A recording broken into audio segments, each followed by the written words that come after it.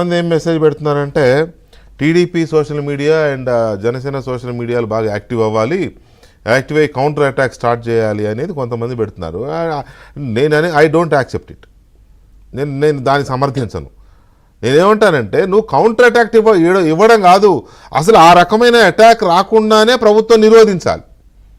అవతల పార్టీ వాళ్ళు కావచ్చు, లేకపోతే ఏ పార్టీకి సంబంధించని వాళ్ళు కావచ్చు, మీ పార్టీ వాళ్ళు కావచ్చు, మీ మిత్రపక్షం వాళ్ళు కావచ్చు, లేకపోతే తెలంగాణ కాంగ్రెస్, బీఆర్ఎస్, బీజేపీ ఎవరైనా కావచ్చు, అలాంటి బాధ్యతారాహిత్యమైన అసభ్యకరమైన సోషల్ మీడియా పోస్టులు పెట్టకుండా పార్టీలు స్వీయ నియంత్రణ ఎందుకు పాటించవు? ఒకటి, ప్రభుత్వాలు ఏ పార్టీ వాడనే సంబంధం లేకుండా సొంత పార్టీ వాడైనా అపోజిషన్ పార్టీ వాడైనా పిచ్చి పిచ్చి పోస్టులు పెడితే నాయకుల మీద కానీ మహిళల మీద కానీ వ్యక్తుల మీద కానీ పెడితే వెంటనే తీసి కేసు పెట్టి ఎందుకు లోపలేరు?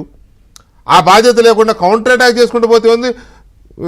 నువ్వు లా అంటే నేను లా అంట, ఇదేనా పని? ఇంకా కాదు కదా. సో దీని మీద పార్టీలు నియంత్రణ పాటించాల్సిన అవసరం ఉందా లేదా?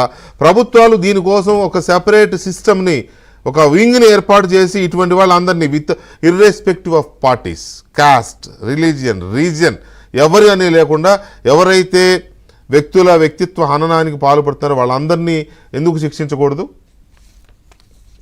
సార్ ఖచ్చితంగా సార్, ఇప్పుడు మీరు చెప్పిన రికమెండేషన్స్ ఏవైతే ఉన్నాయో ఖచ్చితంగా దీని మీద మానిటరింగ్ చేసేది, ఇమ్మీడియట్ యాక్షన్ తీసుకునే ఒక యాక్షన్ టీంతో ఒక సెల్ అయితే గ్యారెంటీగా ఏర్పాటు చేయాల్సిన అవసరం అయితే ఉంది సార్.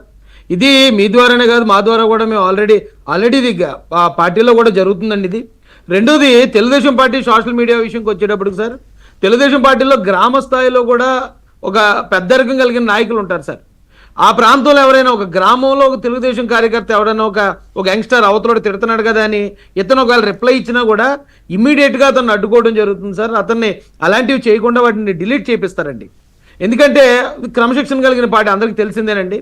ఒకవేళ ఎప్పుడన్నా మాలాంటి వాళ్ళు అగ్రెసివ్గా మాట్లాడినా సరే ఇమీడియట్గా మాకు కూడా యాక్షన్ వచ్చేద్దండి. అలా మాట్లాడొద్దు, అలాంటి పదాలు ఉపయోగించొద్దు అని చెప్పి పైనుంచి ఎప్పటికప్పుడే. ఇలా మేము మామూలుగా ఉన్నప్పుడు, నేను తెలుగుదేశం పార్టీలో లేనప్పుడు నేను చాలా దారుణం మాట్లాడి ఉండండి.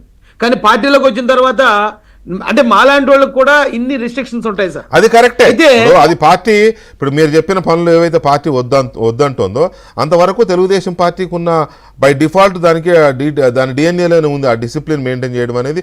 అంతవరకు మనం తెలుగుదేశం పార్టీని అభినందించాలి, గౌరవించాలి, దాన్ని యాక్సెప్ట్ కూడా చేయాలి. కానీ ఎలా ఉంటుందంటే మనం బుద్ధిమంతులాగా రైట్ వేలో వెళ్తుంటే అవతలోడు కూడా రైట్ వేలో రావాలని లేదు, రాంగ్ వేలో వచ్చి కూడా వాడు యాక్సిడెంట్ చేస్తాడు. అప్పుడు కూడా మనకే వాసిపోయి ఏదో అంటారే అరిటాకులు ముళ్ళు మీద పడ్డ ముళ్ళు వచ్చి అరిటాకు మీద పడ్డ బొక్క ఆక్కే అని. సో ఆ సిచ్యువేషన్ ఉంటుంది. మరి అవతల అడ్డుకోవాలి ప్రభుత్వ పరంగా, చట్టపరంగా. అయితే ఒకటి సార్, ఇందాక రామకృష్ణ గారు చెప్పారు, అలాగే అప్సాన్ రాజేష్ గారు కూడా చెప్పారండి.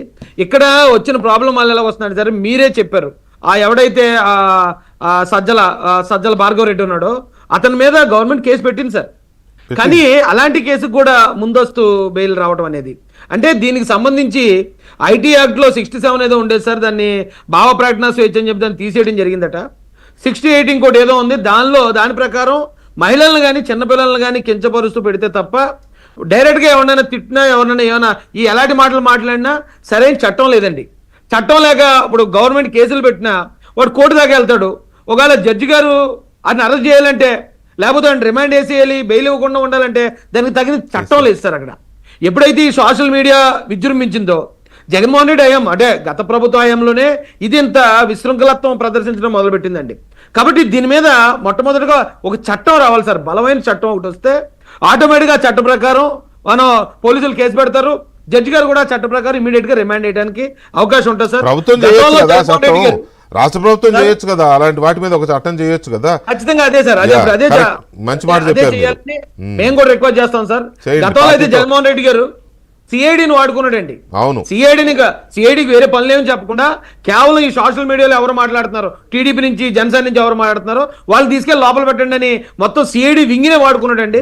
కానీ ఇక్కడ కూటమి ప్రభుత్వం అలా చేయదు కాబట్టి ఖచ్చితంగా దీనికి ఒక సెపరేట్ వింగ్ అన్న కేటాయించి కంపల్సరీ దీని మీద క్లీన్ మానిటరింగ్ అవసరమైతే సిఐడి లాగా లేకపోతే ఇంకో డిపార్ట్మెంట్ లాగా దీనికోసం సెపరేట్ పోలీసులోనే ఒక వింగ్ ని పెట్టాలి, టాస్క్ ఫోర్స్ లేకపోతే ఏ పేరన్నా పెట్టుకొని చేయాల్సిన అవసరం ఉంది. రైట్ రామకృష్ణ.